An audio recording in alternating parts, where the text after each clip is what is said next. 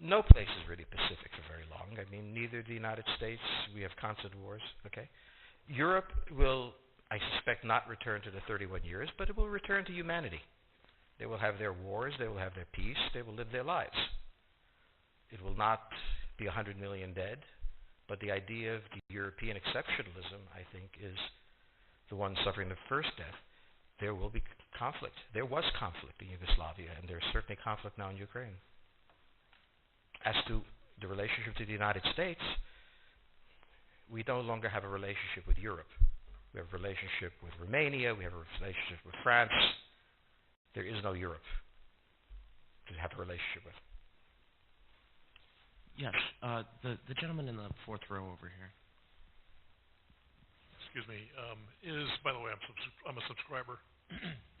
Is Islamic extremism really the major threat to the United States, and will it die on its own, or will it keep growing? It is a problem to the United States. It is not an existential threat. It has to be dealt with, but it has to be dealt with proportionately. We have other foreign policy interests. So, the primordial interest of the United States, over which for a century we have fought wars, the First, Second Cold War, has been the relationship between Germany and Russia, because united they are the only force that could threaten us, and to make sure that that doesn't happen. What you do, if you're a Ukrainian, is essentially reach out to the only country that will help you, which is the United States. Last week, 10 days ago, General Hodges, Commander U.S. Army Europe, visited Ukraine. He announced that U.S. trainers would now officially be coming, not just unofficially coming. He actually pinned medals on Ukrainian fighters, which by protocol of the military is not the way. Foreigners don't get to pin on, medals. But he did, showing that this was his army. He then left, and in the Baltics announced that the United States would be pre-positioning armor, artillery, and other equipment in the Baltics, Poland, Romania, and Bulgaria, which is a very interesting point. So the United States, and now yesterday the United States announced that it would be sending weapons. Tonight, of course, they denied it, but they are. The weapons will go. In all of this, the United States has acted outside the context of NATO. Because NATO has to have a 100% vote. Any one country can veto anything. And the Turks will veto it just for giggles. The point is that the United States is prepared to create a cordon sanitaire around Russia. Russia knows it. Russia believes that the United States intends to break the Russian Federation. I think that, as Peter Lorre put it, we don't want to kill you, we just want to hurt you a little bit. Either way, we are back at the old game. And if you go ask a Pole or a Hungarian or a Romanian, they live in a totally different universe from a German. And they live in a totally different universe from a Spaniard. So there is no commonality in Europe. But if I were a Ukrainian, I would do exactly what they're doing. Try to draw the Americans in. The United States has a fundamental interest. It controls all the oceans of the world. No power has ever done that. Because of that, we get to invade people and they don't get to invade us. It's a very nice thing. Maintaining control of the sea and control of space is the foundation of our power. The best way to defeat an enemy fleet is to not let it be built. The way the British managed to make certain that no European power could build a fleet was to make sure the Europeans are at each other's throats. The policy that I would recommend is the one that Ronald Reagan adopted toward Iran and Iraq. He funded both sides so they would fight each other and not fight us. This was cynical. It was certainly not moral. It worked. And this is the point. The United States cannot occupy Eurasia. The moment the first boot sets the ground, the demographic differential is we are totally outnumbered. We can defeat an army. We cannot occupy Iraq. The idea that 130,000 men would occupy a country of 25 million, well, the ratio in New York of cops to citizens was greater than we had deployed in Iraq.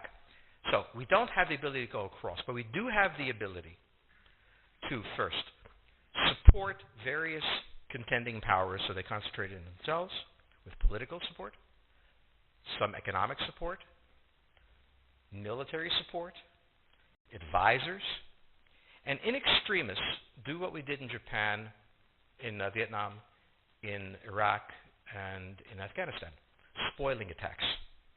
The spoiling attack is not intended to defeat the enemy. It's intended to throw him off balance. What we did in each of these wars, in Afghanistan, for example, is we threw Al-Qaeda off balance.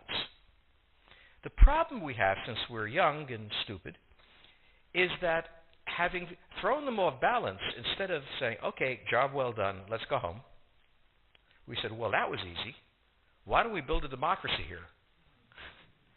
This was the moment of dementia that came in. The answer, therefore, is the United States cannot constantly be intervening throughout Eurasia. It must be selectively intervening and very rarely. That is the extreme moment. We cannot, as the first step, send American troops. And when we send American troops, we have to clearly understand what the mission is, limit it to that, and not develop all sorts of psychotic fantasies. So hopefully we've learned that this time. It takes a while for kids to learn lessons. But I think you're absolutely right. We cannot, as an empire, do that. Britain didn't occupy India. It took various Indian states and turned them against each other and provided some British officers for an Indian army. The Romans did not send vast armies out there. It placed kings like, various kings it created under the emperor, and those kings were responsible for maintaining the peace. Pontius Pilate was an example. So empires that are directly governed by the empire, like the Nazi Empire, fail. No one has that much power. You have to have a level of cleverness. However, our problem is not yet that. It is actually admitting that we have an empire. So we haven't even gotten to that point where we don't think we can kind of go home and it'll be over and done. And so we're not even ready for chapter 3 of the book. The question on the table for the Russians is, will they retain a buffer zone that's at least neutral?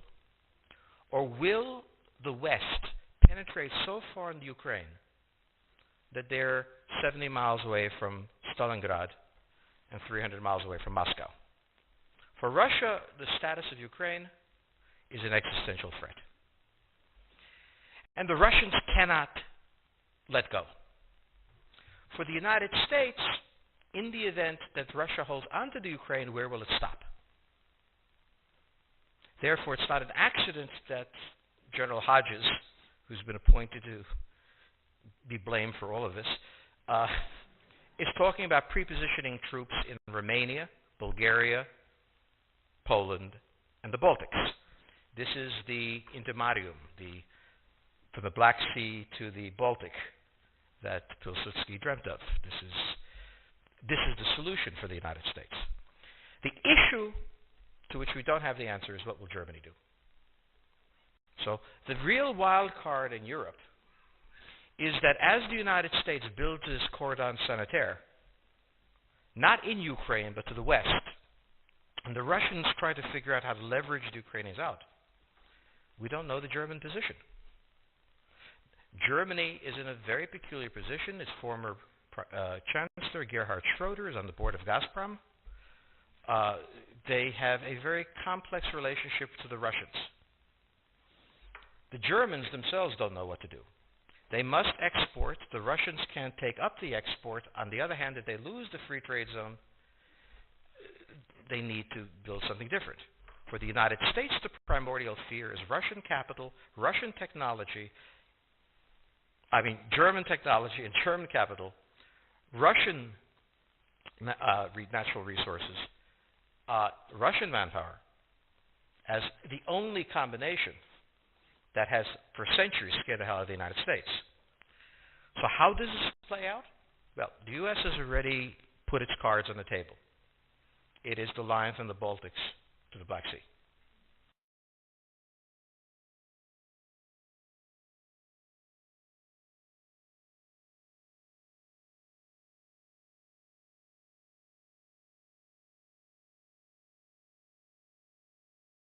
For the Russians, their cards have always been on the table. They must have at least a neutral Ukraine, not a pro-Western Ukraine. Belarus is another question. Now, whoever can tell me what the Germans are going to do is going to tell me about the next 20 years of history. But unfortunately, the Germans haven't made up their mind. And this is the problem of Germany always. Enormously economically powerful, geopolitically very fragile, and never quite knowing how to reconcile the two. Ever since 1871, this has been the German question, the question of Europe. Think about the German question, because now it's coming up again. That's the next question that we have to address. And we don't know how to address it. We don't know what they're going to do.